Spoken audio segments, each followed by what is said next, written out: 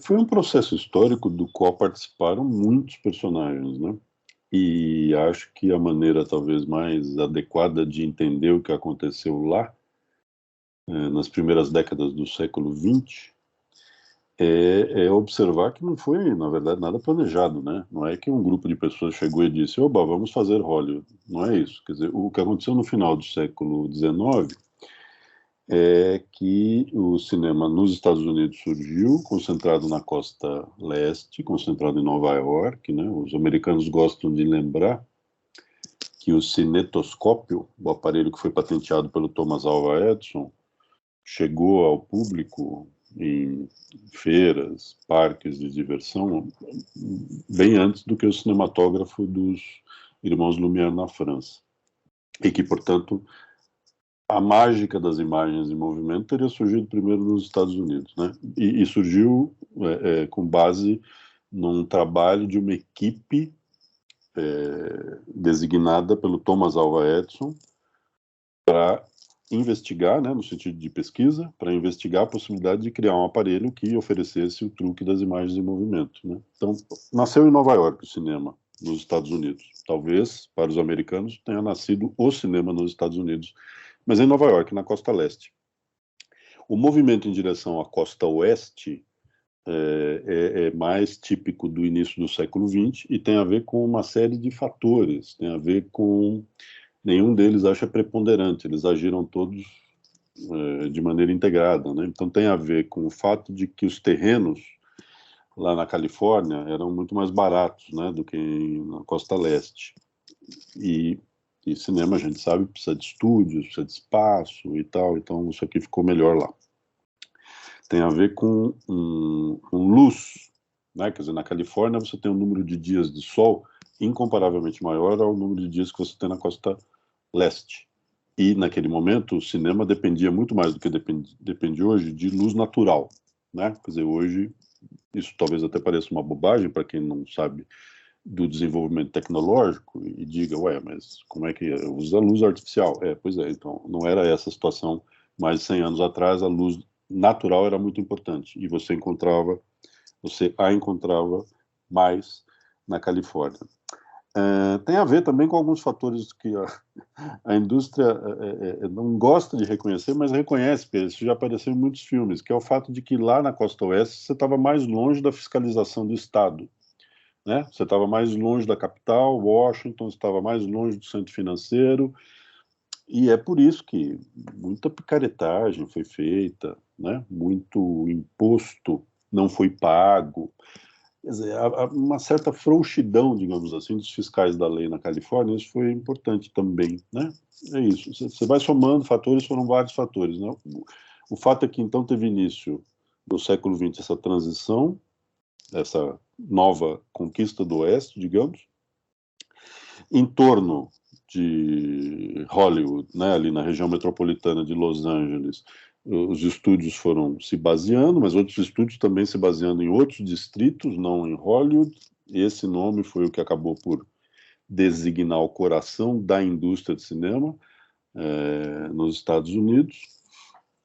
Muitos estúdios, alguns desses estúdios foram rapidamente crescendo, outros foram se fundindo, para dar origem ali pela década de 20 a uma configuração que durou por muitas décadas, né? Uma configuração ali de mais ou menos 7 grandes estúdios e várias outras produtoras menores gravitando em torno deles.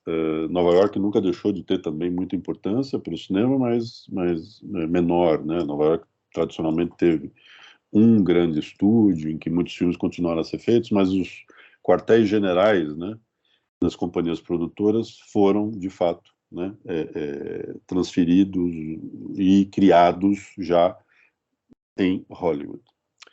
Muito bem, aí acho que tem que só dar mais um encaixe histórico para entender o empurrão inicial muito importante para essa indústria, né, que foi a Primeira Guerra Mundial. Então, a Primeira Guerra Mundial, de 14 a 18, afetou o que já havia de cinema industrial em alguns países, nos principais países europeus, né? No Reino Unido, na França, na Itália, na Alemanha. E aí os Estados Unidos se beneficiaram, né, de países territorialmente não terem entrado na guerra, os Estados Unidos não foram afetados, portanto, a indústria de cinema continua funcionando, né? E aí, ao final do conflito, o cinema americano já estava ali algumas jardas, para usar linguajar americano, estava algumas jardas à frente dos outros, né? E aí, essas jardas nunca foram recuperadas pelas outras indústrias. E aí, para complicar, veio a Segunda Guerra Mundial. Os Estados Unidos participaram dela, mas, de novo, o território americano não foi atingido, com exceção do ataque japonês a Pearl Harbor.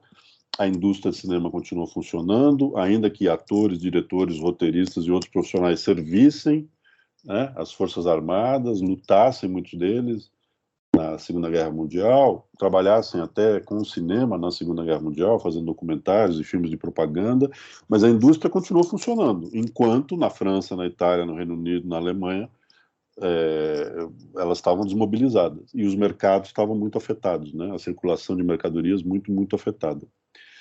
E aí, quando terminou a Segunda Guerra Mundial, aí, as jardas aumentaram, né? E essa hegemonia do cinema industrial americano, que a gente apelida então de Hollywood, ela nunca mais foi, foi ameaçada, né? E ela continua valendo, não para o mundo inteiro, alguns países não conseguiram resistir a essa entrada, né? E a esse domínio, mas na maior parte dos países, quem dá as cartas no mercado, quem domina, né, o número de filmes exibidos, o número de dias de filmes exibidos, quem domina a ocupação de telas, quem domina a distribuição de cinema, são grupos americanos, ainda que alguns grupos hoje pertençam a conglomerados globais, né? Aí é até difícil você ver a origem, você entender a origem do dinheiro. Então, sei lá, a Columbia, que é um dos primeiros estúdios do grupo das 7 grandes produtoras, a Columbia já faz tempo é do grupo Sony, Universal, do grupo Vivendi, enfim, né, e aí as junções, né, que foram acabando com essa lógica de 7 grandes. Então, a Disney, por exemplo, que hoje tem debaixo do chapéu dela uma produtora que foi muito maior do que ela, que é a Fox, né? Quer dizer, no caminhar aí dos conglomerados de mídia, a certa altura a Disney, agora, né, no século XXI, se tornou tão mais poderosa que a Fox, que incorporou, né, a Fox. Então é isso, quer dizer, acho que é muita gente envolvida, é um processo histórico que durou décadas, né, que teve várias razões, mas nenhuma delas, me parece, tem a ver com um planejamento de comitê. Sabe qual é? A gente se reúne numa sala e decide que vamos criar Hollywood. Não, isso foi acontecendo, né? Não é uma decisão. Ninguém no Brasil resolveu que isto aqui seria um país conhecido pela sua excelência no futebol. Os jogadores foram aparecendo, os clubes foram sendo criados, os resultados foram aparecendo, demorou muito para a gente ganhar um primeiro título mundial, e a partir dele é que se criou, então, uma imagem de que esses caras no Brasil são bons em futebol, têm 5 títulos mundiais, mais do que qualquer outro país. Ninguém planejou isso, ao contrário, né? Eu diria que o futebol no Brasil virou contra qualquer planejamento. É legal pensar que no mundo as coisas acontecem assim, né? Você não planeja, elas vão acontecendo e tal. É claro que a partir do momento, só para encerrar essa minha primeira resposta, a partir do momento em que os estúdios se concentraram lá na Califórnia e se tornaram grandes casas produtoras de filmes, dominando o mercado de produção, de distribuição e de exibição, claro, a partir dali eles se organizaram, né? Então, se organizaram mesmo, né? Num oligopólio. E a grande representante, até hoje, desse oligopólio é a Motion Picture Association, que é a associação dos grandes estúdios que faz lobby pelos seus interesses nos Estados Unidos e fora de lá. Então, sim, quer dizer, a partir de um determinado momento, aí tem uma organização, aí sim as pessoas sentam à mesa, e aí, vamos embora que, né, precisamos agir conjuntamente.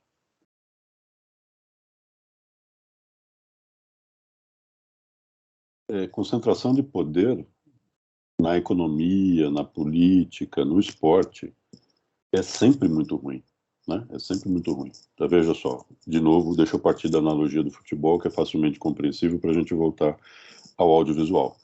Aparentemente, no Brasil, Flamengo, Atlético Mineiro e Palmeiras estão ali num outro nível de investimento em relação aos seus adversários. Isso não é legal, né? Não é legal que eles fiquem dividindo entre si os títulos, porque é legal que haja uma alternância, né? É legal que o Corinthians, o São Paulo, no Rio de Janeiro, o Fluminense, o Vasco e o Botafogo, que eles consigam resistir a isso, né? Então, a Disney é mais ou menos como o Flamengo no Rio de Janeiro. Tá a léguas, a léguas, a léguas de distância do Fluminense, do Botafogo e do coitado do Vasco, que está lá na segunda divisão por terceiro ano consecutivo. Então não é legal, nunca é legal a concentração, né? Então, mas isso não é um problema da Disney, né? É a Disney é o grupo está inscrito na lógica do sistema capitalista. O sistema capitalista, mais do que nunca, tem se pautado, né, pela maximização dos lucros no menor tempo possível. Isso vale para o audiovisual e para qualquer outro setor da economia, né? Essa é a grande regra do capitalismo, das organizações inseridas na lógica do capitalismo no século XXI. Tem que maximizar os recursos, os lucros o mais rápido possível. E, bem, um jeito de você fazer isso é ficar concentrando coisas, né? É sair comprando coisas para ter mais cartas na mesa aqui para jogar no mercado. Então tá bom, essa é a estratégia da Disney e parabéns para ela. É uma estratégia super bem sucedida, né? Que hoje se traduz no controle da Fox, da Marvel, da Lucasfilm, dentro de um conglomerado que tem canal de televisão, que tem parques temáticos, que tem um monte de coisa, né? Que fatura muito com merchandising, com venda de produtos. E aí então a gente tem que tentar entender por que é que, né, o mercado permitiu, né, que permitiu no sentido de possibilitou, né, não é que ele deixou, mas como é que ele possibilitou que a Disney estendesse seus tentáculos de tal maneira sobre tanta coisa, né, e ficasse ali. Mas veja, ainda está muito longe, não sei se eu te ouvi direito, se você usou a palavra monopólio. Está muito longe de ser monopólio, né? É um poder muito grande, mas não tem outros grupos, né? Então, sei lá, se você olhar para cada setor de mercado, tem gente brigando. Se você olhar para os serviços de streaming, por exemplo, que tendem a ser aí tendem a ser uma área de muita disputa, já são e tendem a ser pelas próximas décadas. A Disney Plus, pelo tempo de presença no mercado, tem números muito bons, mas a Netflix ainda é a líder do mercado global em número de assinantes. Aí os critérios às vezes são duvidosos, né? Mas o Prime Video da Amazon, se você entende que todo mundo que paga lá o Prime é também assinante do sistema de vídeo da Amazon, eu acho que tem um número absoluto maior ainda do que a Disney Plus, quer dizer, tem. O Oscar de melhor filme, pela primeira vez nesse ano, foi entregue a um serviço de streaming, foi entregue à Apple Plus. E o outro serviço que podia ganhar era a Netflix, né? Quer dizer, se você olhar para os outros setores, você também vai perceber que, pera um pouco, a Disney é poderosa, mas tem gente disputando mercado com ela. De qualquer maneira, repito o que eu te disse inicialmente, qualquer concentração nesse grau começa a ser prejudicial para o próprio mercado, né? O capitalismo, para funcionar, ele exige pluralidade, né? Diversidade, muitos players, como dizem os americanos, no jogo. Se você começa a reduzir os players, o próprio mercado começa a vitalidade, né, do mercado começa a ser afetada. Sim. Até mesmo pensando do ponto de vista do consumidor, ele sofre muito, porque são menos opções. Então, mas veja que isso num país como o Brasil já vinha sendo detectado muito antes da Disney concentrar tanto conteúdo debaixo do seu chapéu, né? E aí, num país como o Brasil, isso tem a ver com o domínio do mercado pelas majors americanas. Então, já faz muito tempo, desde o início do século XX, com certeza, que superproduções de diversos estúdios, elas são lançadas de maneira muito agressiva no mercado brasileiro, né? Às vezes ocupando um filme só ocupa metade das salas. Já houve casos em que um filme sozinho ocupou mais de metade das salas.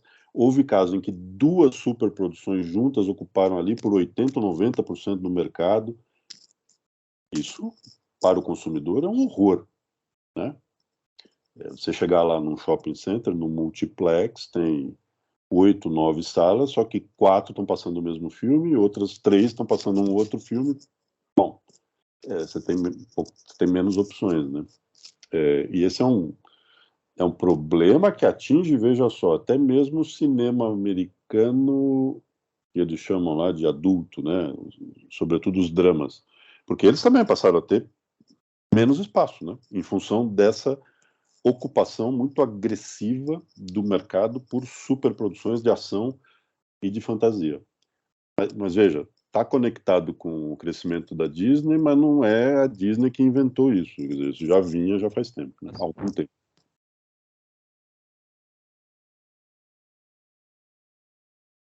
Tem a ver com uma enraização muito profunda do cinema desde a origem nas camadas populares, na chamada classe trabalhadora, né? E aí tem muita produção, estudos históricos, né? Tentando entender essa conexão muito feliz. É uma conexão muito feliz mesmo, né? Por exemplo, tem quem sustente que uma das razões é o fato de que o cinema, na origem, não tinha som, tinha muito pouca cartela, né? Então, muito pouca palavra, e você não precisava entender o idioma nenhum, né? E boa parte das pessoas ali no final do século XIX, começo do século XX, boa parte da classe trabalhadora americana ou era imigrante ou eram descendentes de imigrantes. Isso incluía muita gente que não falava inglês, muita gente que falava mal inglês. E aí o cinema é uma coisa, para eles foi algo, né, de fácil consumo, não dava trabalho. Isso é um fato, nunca, né, grandes questões têm uma única explicação. Essa é uma das explicações. Se a gente avançar um pouquinho no tempo, tem ali uma outra conexão muito feliz entre cinema e classe trabalhadora americana na década de 30, durante a Grande Depressão, né?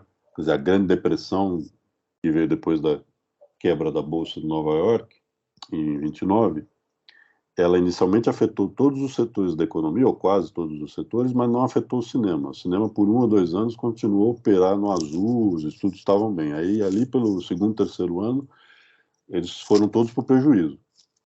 E aí, o que a gente faz, né? Quer dizer, pensa ali naquele lugar em que milhares de pessoas de cinema estão lá juntas, pensando e planejando e fazendo e tal. E aí houve uma aposta muito certeira em filmes que depois seriam chamados de escapistas, né? Filmes que permitissem que a classe trabalhadora americana escapasse da sua própria circunstância, ou seja, entrando numa sala de cinema, se esquecesse de que a situação estava brava, a situação estava feia. Essa é a grande crise na história dos Estados Unidos, é a Grande Depressão, né? E aí, então, esses filmes escapistas jogavam os espectadores para muito longe do cenário socioeconômico, né? Pense nos musicais como o gênero por excelência dessa conexão popular. Então, putz grilo, né? Filmes com os dois pés na fantasia, né? Com compromisso realista quase nenhum, né? Que encantavam as pessoas ali por 1h30, 2 horas. A Rosa Púrpura do Cairo, o filme do Woody Allen, é muito feliz em marcar, né, as características desse fenômeno da perspectiva de uma espectadora, né, que é a protagonista do filme, interpretada pela Mia Farrow. E aí, a partir do New Deal, né, que é a reconstrução da economia dos Estados Unidos nos governos Franklin Roosevelt, tá bom. Aí o cinema já estava nadando de braçada, né, o cinema americano, dentro no seu próprio país. E aí 39 até hoje é a grande temporada. Né? Até nunca nenhuma outra temporada vendeu tantos ingressos nos Estados Unidos quanto a de 1939.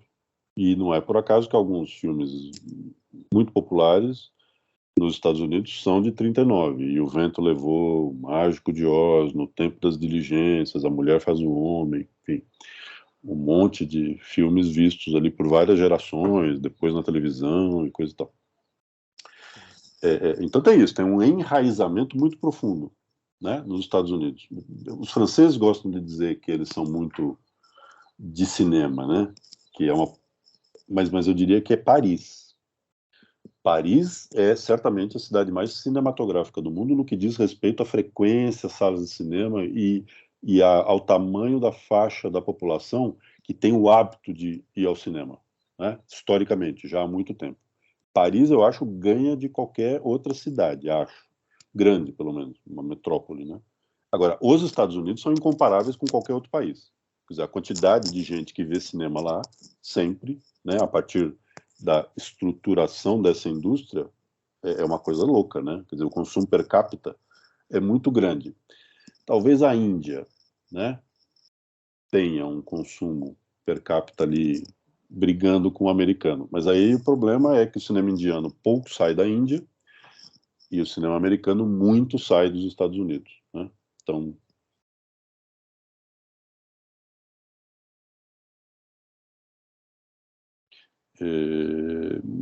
então eu não gosto de o motivo, entendeu? Eu gosto de os motivos. Esse foi um motivo muito forte, né? Mas, enfim, eu poderia, por exemplo, lembrar que o cinema americano desenvolveu mais do que qualquer outro a capacidade de usar o modelo narrativo clássico, né, para narrar histórias usando imagem, depois usando imagem e som. Os americanos são melhores historicamente do que qualquer outra cinematografia nesse aspecto, né? Filmes facilmente compreensíveis por pessoas sem grande repertório, né? Veja, eu estou falando a respeito de uma excelência no domínio da linguagem, estou falando a respeito de uma excelência técnica, né?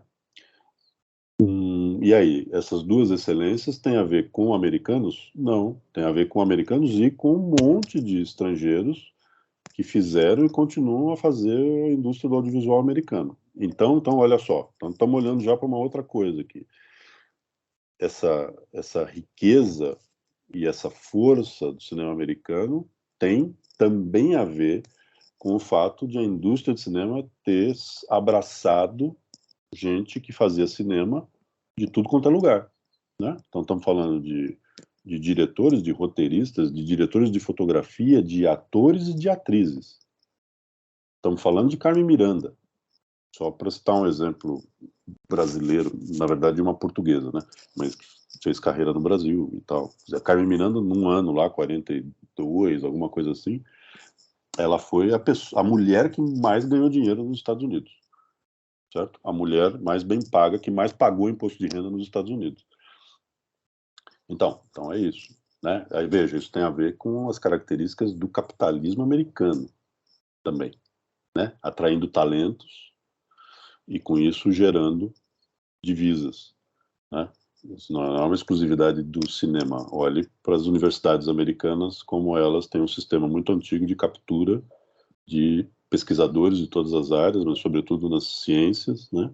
E são os caras que depois vão fazer patente para várias indústrias, e essas indústrias vão faturar muito com essas patentes que foram desenvolvidas por um indiano, por um brasileiro, por um norueguês, por um alemão, nos Estados Unidos, né? Então, está me ocorrendo aqui que talvez seja legal, até para eu me fazer entender, quando eu me recuso a dizer é um motivo. Não é um motivo, são vários motivos. Que assim, o cinema não é uma ilha isolada, né? O cinema americano não estava lá sozinho. É uma atividade econômica inserida dentro de uma sociedade, né? E você entende melhor o que aconteceu com a indústria de cinema se você tiver no paralelo aqui a história dos Estados Unidos. Não é uma história sem conexões. Ao contrário, é uma história toda conectada. A do cinema com a história do país. As características do cinema com as características da sociedade. né? Não são coisas desvinculadas. Veja a importância que o cinema adquiriu ao longo da história, justamente na veiculação de valores americanos, né? E também na promoção de produtos americanos, né? Estilo de Então, vida. um modo de vida, exatamente. Um modo de vida, o American Way of Life, isso. Isso foi a grande ponta de lança. O audiovisual, né, pensando no cinema e depois na televisão, foi a grande ponta de lança de difusão do American Way of Life, pelo mundo. Né?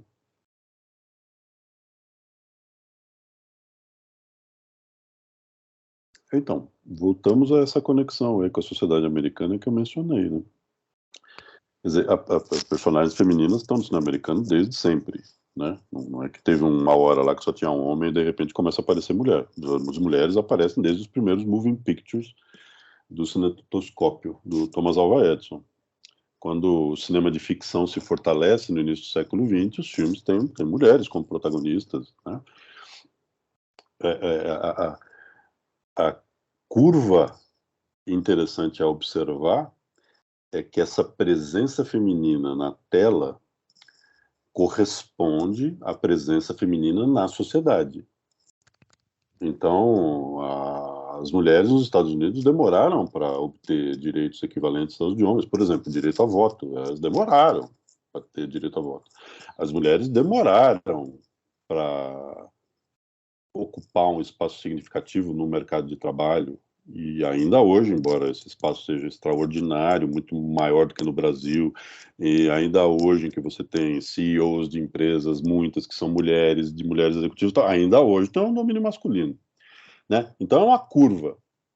Você olhando para os filmes, consegue entender um pouco melhor qual era a curva da sociedade.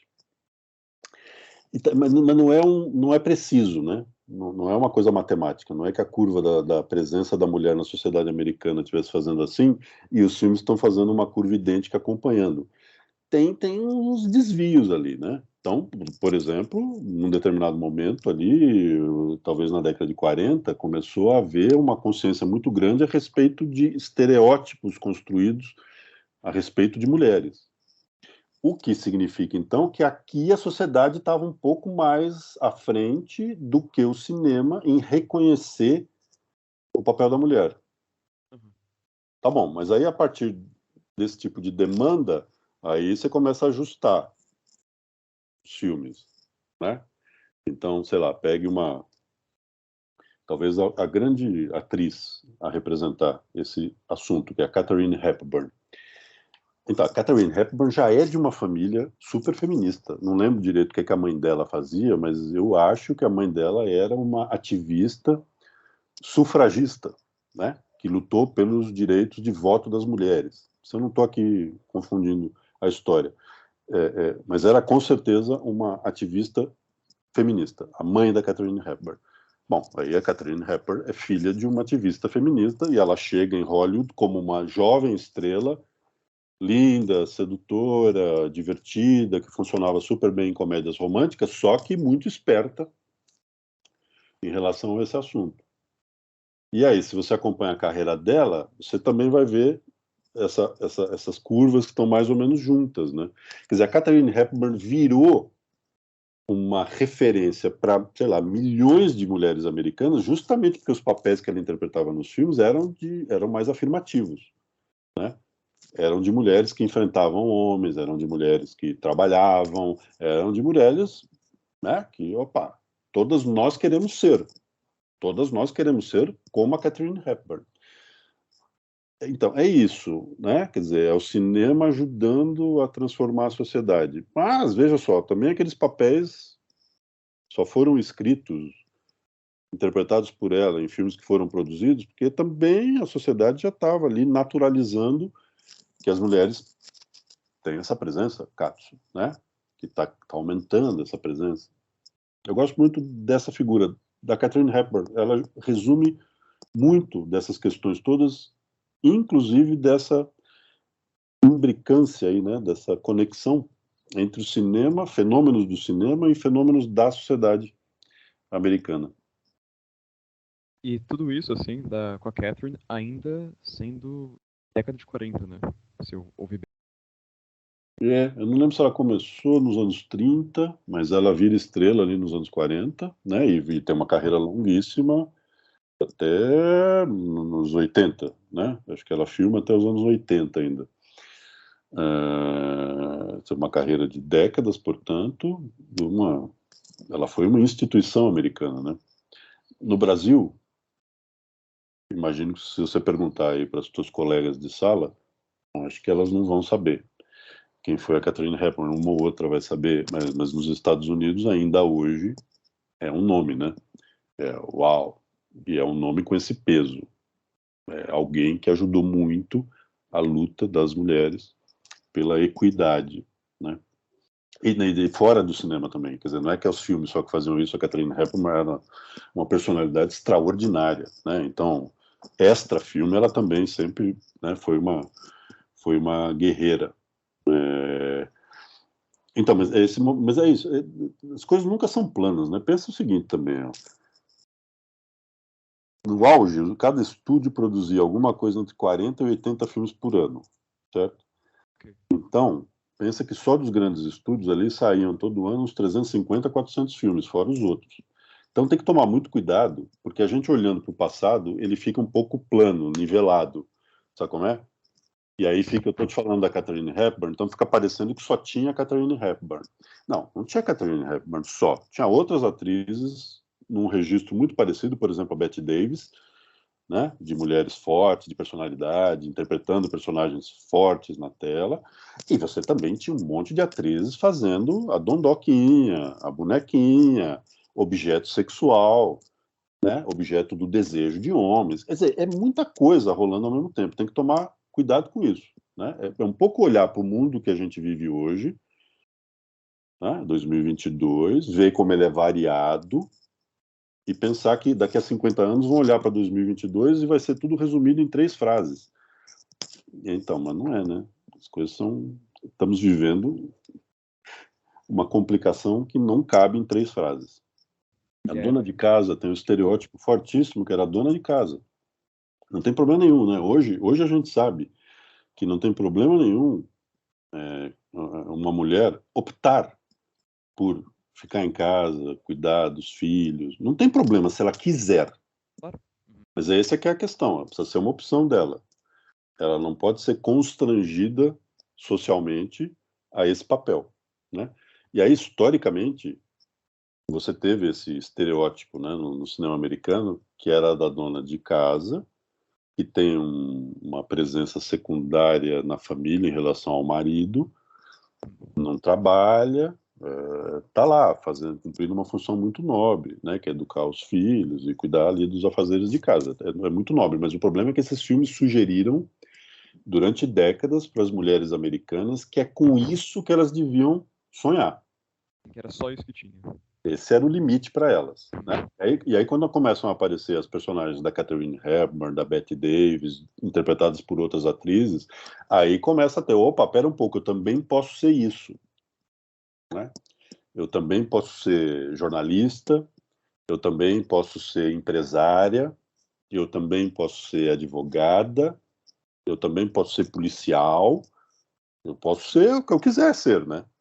É isso que esses filmes começam a dizer para as mulheres. Mas olha, em paralelo, quer dizer, não tem nenhum decreto estabelecendo que a partir de amanhã a gente mudou tudo. Não é isso. Não é assim. As coisas não acontecem por decreto, elas acontecem porque as condições sociais são incorporadas às pessoas. As pessoas não estão nem pensando, às vezes, no que elas estão fazendo. Elas estão lá agindo naturalmente, pensando, não é assim? É, porque é o normal.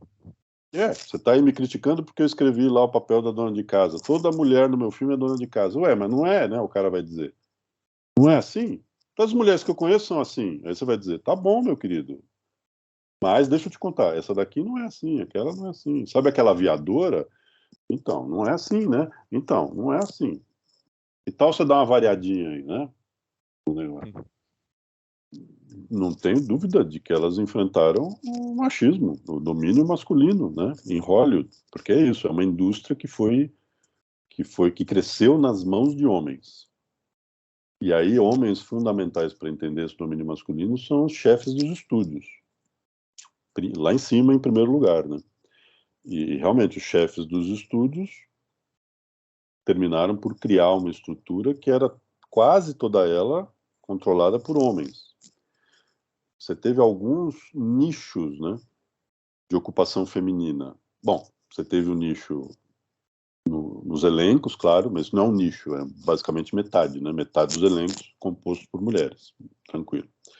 Porque, veja, mercadologicamente você precisava ter mulheres nos filmes, porque você precisa de alguém com o qual o público feminino se identifique e o público masculino deseje. Então, precisava ter mulher. Não é que foi um favor, é que elas na tela cumpriam uma função. E aí você tem na área de figurino, isso historicamente é dominado por mulheres, até hoje, né? Não lembro se ela ganhou mais Oscar do que o Walt Disney, mas são os dois que ganharam mais Oscar. Acho que o Walt Disney ganhou mais. A Edith Head, que é uma figurinista. É a mãe, a avó, a bisavó de todos os figurinistas de cinema. Até porque, em determinado momento, ela virou supervisora de produção de figurino. Então, no mesmo ano, ela cuidava de, sei lá, uma dúzia de filmes, né? Porque tinha muita gente trabalhando sob a supervisão dela. É uma pessoa fundamental, né? Numa área que sempre foi controlada por mulheres. Maquiagem e cabelo, hairstylism, sempre, né? Também por mulheres. Então, tinha uns nichos. Mas chefia de estúdio, produtores, em line of production, né, os caras que efetivamente estão envolvidos na produção dos filmes, diretores, roteiristas, diretores de fotografia. Né? Veja, aqui continua um problema até hoje. O número de diretoras em atividade no cinema e na televisão dos Estados Unidos aumentou muito, né, nessas décadas do século XXI aqui. Elas continuam sendo minoria, mas aumentou muito. Agora, diretoras de fotografia continuam a ser ali, né? Continuam a estar num espaço que é desproporcional. Então, é isso. Né? 3 mulheres ganharam o Oscar de melhor direção, nenhuma mulher ganhou o Oscar de direção de fotografia. E o número de indicadas é meio ridículo. A primeira indicada faz pouco tempo.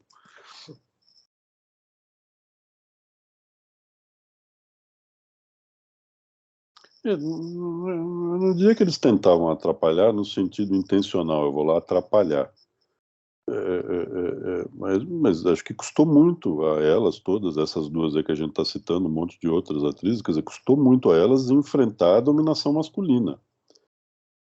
Mas repito, não é que o cara tá lá e dizendo eu vou ferrar com mulher. Não é isso, é que ele está ferrando com mulher. Mas, entendeu? Pensa naquela imagem do leão, né? Um leão não pensa, eu sou um leão e eu preciso ser o rei da selva e eu vou aterrorizar todo mundo porque eu estou no topo da escala alimentar. Ele apenas é um leão, entendeu? Ele se comporta como um leão. E a gente olha para ele e diz, lá está o rei da selva, no topo da cadeia alimentar. Então, é isso. Não estamos falando, dominação masculina é isso. Não estou aqui. É claro que cada um de nós vai se lembrar de N histórias em que um homem tentou conscientemente sabotar uma mulher. Claro, né? Mas o fenômeno social, né, é o de que eu estou fazendo aqui o que eu tenho que fazer. É mulher agora. Então, só me falta essa, você não sabe. A Katharine Hepburn entrou aqui, queria que eu demitisse o diretor. E se fosse o Clark Gable que entrasse na sala, aí tudo bem, né? Então, eu demiti. O Clark Gable veio aqui pedir a demissão do diretor. Senhor, não estou inventando, né? O Clark Gable pediu a demissão do primeiro ou do segundo diretor de O Vento Levou. Que era o problema alegado por ele é que esse diretor dava muita atenção para as mulheres. E que ele, no set de filmagem, estava se sentindo assim, desprestigiado. Foi lá pedir a cabeça do diretor para o produtor, para o David Selznick, né? E o David Selznick entregou a cabeça dele. Sim, claro. Claro, Clark Gable. Né? Se a Vivian Leigh, a estrela de O Vento Levou, tivesse entrado na sala do David Selznick para dizer o diretor não está me tratando bem e tal, quero a cabeça dele, acho que o David Selznick quer dizer Vivian, toma um chazinho aqui comigo, senta, como é que tá o Laurence Olivier, né, o marido dela, tá bem, vocês estão bem? Não sei se você tá meio tensa, tá bem o casamento, tá tudo tranquilo, tá? Volta lá a trabalhar. Eu falo com ele, eu falo com ele. E aí chama o diretor e diz, cara, Vivian Lee veio encher meu saco aqui, porra. O que você tá fazendo lá? Ah, resolve esse problema, né? Não quero mulher aqui enchendo o saco. É isso que é o dia a dia da sociedade, da vida, do trabalho, né? Não são pessoas arquitetando coisas, elas estão lá se comportando como elas acham que elas têm que se comportar.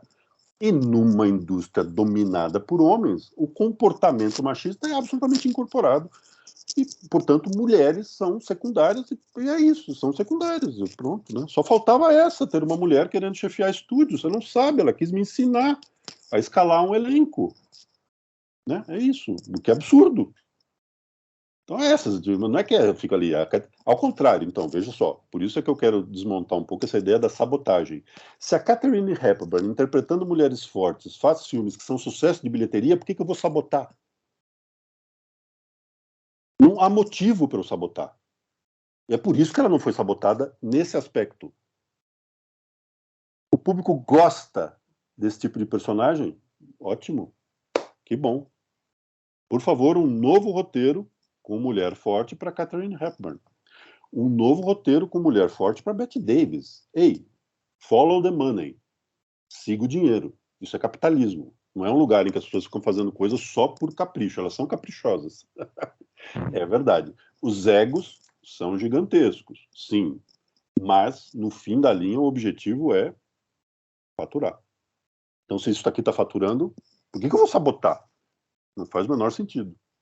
E aí, avançando, se você me permite, para o tempo em que vivemos, bom, então, essa pauta, a pauta feminista do protagonismo feminino, da equidade de gênero, quer dizer, isso é uma pauta meio incontornável num país como os Estados Unidos, né? No Brasil, você tem uma resistência muito grande a isso. Veja só a turma que nesse momento está no governo federal. Para eles, mulher é claramente uma coisa É. de segunda categoria.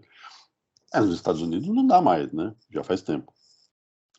Então, quer dizer, essa quantidade de filmes, série de TV que todos nós assistimos e que tem mulheres ali, né, no primeiro plano, então, estão respondendo essa demanda. Estão respondendo essa demanda, que é, nos Estados Unidos, ali objeto de muita vigilância, né? Quer dizer, até assim, toma cuidado com o que você faz com a representação de uma mulher na tela hoje, porque senão você vai levar lambada. Se levar lambada, cara, é 10, 20, 50, 200 milhões de dólares que você botou no negócio que vai dar prejuízo. Então é melhor não levar lambada, né? Então é melhor tratar com carinho, com cuidado dessa presença, dessa representação da mulher em filmes e séries, né? Então é tudo ao mesmo tempo agora, né? Estamos respondendo a demandas da sociedade, estamos preocupados com lucro, é tudo junto, tudo conectado e coisa e tal. E aí o discurso é muito bonito. Estamos aqui fazendo isso porque já era a hora. Uhum. É, não era a hora, já faz tempo que era a hora, né? Tá atrasado, meu querido. Mas agora tá na moda. Tá assim, agora é incontornável, não dá para escapar. Então, por exemplo, quem olha para um marciano desembarca e pede para ver os vencedores do Oscar nos últimos 2 anos. Aí, quando ele chegar em direção, não, quando ele chegar em melhor filme, são 2 filmes dirigidos por mulheres, certo? Nomadland e o Coda, No Ritmo do Coração. Aí, quando ele chegar em direção, são 2 mulheres. A Chloe Zhao, por Nomadland, e a Jane Campion, por Ataque dos Cães. Quando ele chegar em roteiro, roteiro adaptado esse ano é a Sian Hedler, mulher.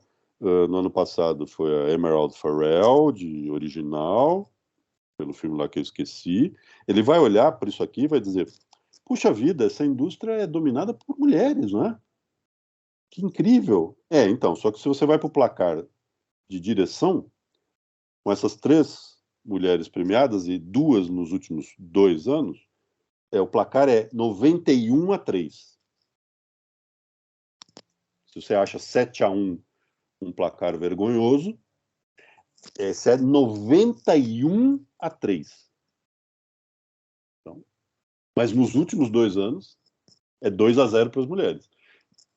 Tá bom. Nos últimos 2 anos é 2-0 para as mulheres, porque de fato não dá mais, né? No ano passado tinha 2 mulheres indicadas para melhor direção, 2 mulheres indicadas. Eba, 40%, então. Tá melhorando, né? É isso, pressão, coisa e tal.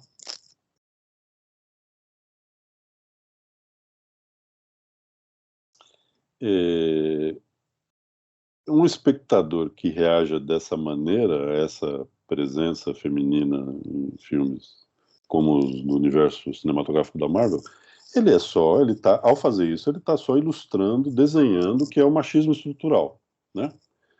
Tipo, é só isso. Ele tá achando que é uma agenda, né?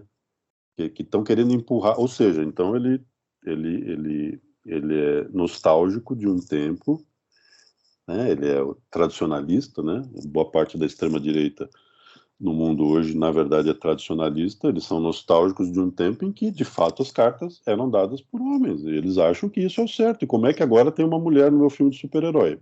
Meu querido, deixa eu te contar uma coisa. Você é machista, né? Você é machista e nem se dá conta do quanto você é machista. Natural. É natural, claro. Ué, séculos de dominação masculina, como é que você quer que homens olhem para essas coisas e digam: ah, nossa, sim, finalmente a justiça está sendo feita, né? Finalmente estamos sendo equiparados. Claro que não, o cara reage, quer dizer, todo mundo reage quando sente que está sendo ameaçado. E aí, esse é um tipo de reação muito curiosa, né? Porque você tem os feminicídios que são causados por homens que se sentem ameaçados por mulheres, muitos dos feminicídios, né? São causados por isso, por homens que ficam desestabilizados porque a mulher, ex-mulher, a namorada, ex-namorada, demonstra ali uma força, um poder que ameaça na cabeça dele a sua masculinidade. E aí o sujeito vai lá para uma agressão, né, que às vezes é mortal, né? Mas às vezes vai para uma agressão que não é nem física, é psicológica e tal, enfim, assédio moral, bullying, essas coisas. Então, mas é muito curioso, porque essa reação do espectador é a mesma coisa. É claro que não termina com ninguém machucado, fisicamente falando, né? Mas pensar isso aí é coisa tal.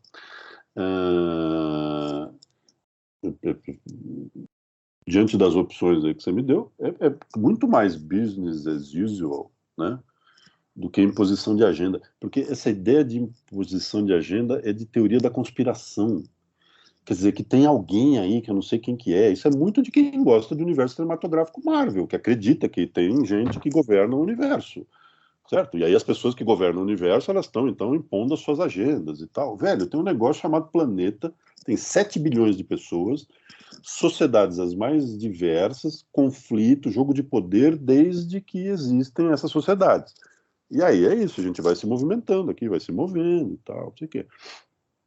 É isso, não é? Achar que tem alguém lá que está ditando, né?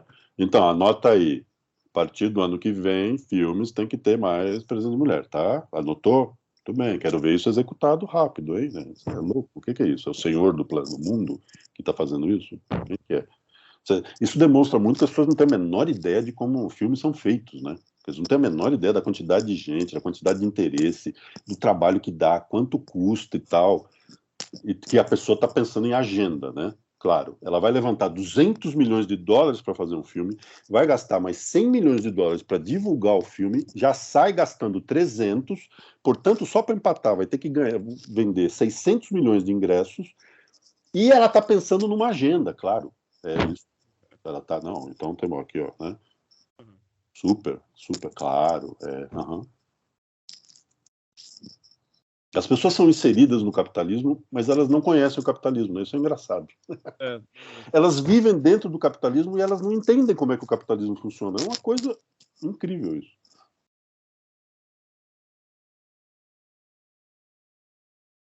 Escuta, em primeiro lugar, é jogar muita responsabilidade nos ombros do pobre do audiovisual. Desculpa, isso aí também é função da educação formal, do sistema educacional. Isso é muito função das famílias. Portanto, uma responsabilidade, digamos, da sociedade. O audiovisual, a indústria do audiovisual faz parte da sociedade. Ela não governa a sociedade. Ela está inserida na sociedade, né? Então, ela tem poder, mas calma lá que não é esse poder todo. Porque senão a gente faz um filme, lava cerebralmente as pessoas todas e as convence disso ou daquilo. Para. Isso não acontece. As pessoas estão loucas se elas acham que é isso que acontece, né? Então, mas isso que você está dizendo, na verdade, vem acontecendo. Você tem N filmes e séries produzidas nos últimos anos que são acolhedoras, né? Que tem o objetivo de promover a diversidade em diversos aspectos. Por exemplo, esse aí, o Coda, No Ritmo do Coração, né? Tem claramente ali um esforço que já era do filme francês, do qual é refilmagem, e o filme francês, por sua vez, é quase plagiado de um filme alemão dos anos 90. Então, isso aí já está rolando faz tempo, esse tipo de abordagem inclusiva. Super tranquila, super positiva, agenda positiva. Por acaso, esses filmes todos, o alemão, o francês e o americano, estão dizendo que surdo vai roubar o seu emprego. Né? Que eles vão roubar a minha mulher. Não, eles estão dizendo, pô, cara, presta atenção nessas pessoas, que a vida delas é complicada, porque a sociedade não pensa nelas, tudo é feito para quem ouve. E aí elas não ouvem, então é difícil. Vem cá comigo, ó, veja só essa história, como ela. Né? E curiosamente, esse tipo de deficiência, no ano passado tinha o Som do Silêncio também, no pacote dos filmes do Oscar. Né? É um outro filme para chamar atenção para algo com que nós estamos acostumados, que é a audição, mas para dizer, tem gente que não é assim, cara. E valoriza aí a audição, porque olha só a barra que os outros enfrentam, porque a sociedade não foi feita para eles, foi feita para gente que nem nós, que é capaz de ouvir. Mas me parece, O Som do Silêncio, No Ritmo do Coração, são filmes acolhedores.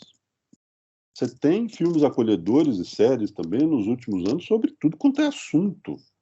Então, quer dizer, na verdade, eu dizer que o audiovisual está provocando uma batalha contra espectadores, não, absolutamente. Tem, evidentemente, né, muitos espectadores, muita gente, em nome aqui do tradicionalismo, né, encontrando problema em qualquer coisa que passe na frente deles. Eles vão encontrar problema, o que eu posso fazer? Encontra o problema aí, reclama, ué, tá tudo bem. Encontrou problema, reclama, vai lá para a rede social, espinafra o filme, tá tudo certo. Tá bom, estamos aí, né, garantindo o seu direito de se expressar. É que me parece que tem um espírito nesse grupo muito grande e numeroso no mundo de hoje, que é o de impedir a manifestação, né? Então, se é assim, não pode ter. Se é assim, não pode passar. Se é assim, vamos censurar. Aí, meu querido, não, né? Aí não. E ao mesmo tempo dizem isso sob uma falsa bandeira de que a gente só faz isso porque a nossa liberdade de expressão. Uhum. Então, os caras não estão falando besteira porque eles não sabem o básico do que significa isso, né? Que é a liberdade de expressão é garantir sempre o direito do outro se expressar. Essa é a grande máxima da liberdade de expressão. Né? Eu discordo completamente de você, Matheus, mas eu vou fazer tudo para que você tenha o direito de se manifestar. Né? E aí não estão deixando você falar do Mackenzie, eu vou lá te ajudar. Né? Peraí, gente, vamos ouvir o Matheus. Eu não concordo com ele, mas vamos ouvir o Matheus. Fala aí, Matheus. Isso é o básico. Né? Quando você quer anular, né, o pensamento divergente, usando como argumento a liberdade de expressão, você está muito maluco, né, cara? Você está muito para lá de Marrakech.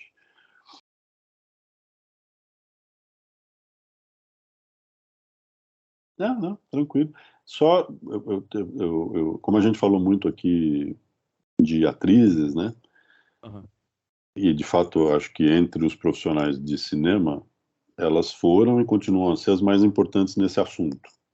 Então veja, por exemplo, no nosso tempo, a importância das atrizes que viraram produtoras. E aí você se coloca numa situação em que você tem mais poder para lutar pelo que você considera mais importante, por representações da mulher que você acha que são mais importantes, né? São várias atrizes de ponta hoje, Sandra Bullock, Julia Roberts, Reese Witherspoon, Nicole Kidman, elas são produtoras também, né? Então, sim, eu acho que elas merecem, as atrizes merecem esse destaque histórico, mas é que a gente não pode esquecer de outras mulheres em outros setores da indústria do audiovisual que foram e continuam a ser importantes. Então, diretoras pioneiras, né? Quer dizer, só recentemente é que se lembrou da Alice Guy Blaché, né? Uma francesa que fez muitos filmes nos Estados Unidos ali no final do século XIX, começo do século XX.